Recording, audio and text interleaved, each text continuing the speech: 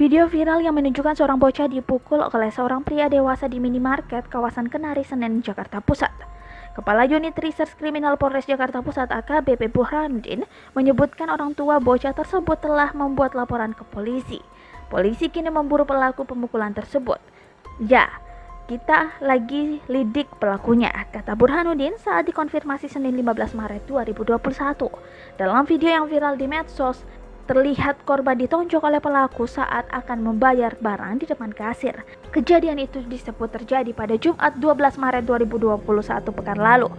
Pada keterangan video itu disebutkan bocah malang tersebut berinisial Z dan berusia 9 tahun. Sebelum dipukul, Z sedang bercanda dengan teman-temannya. Sarung Z kemudian tak sengaja menyenggol pelaku yang tengah melakukan pembayaran di kasir. Setelah menyelesaikan pembayarannya, pelaku langsung memukul bocah tersebut.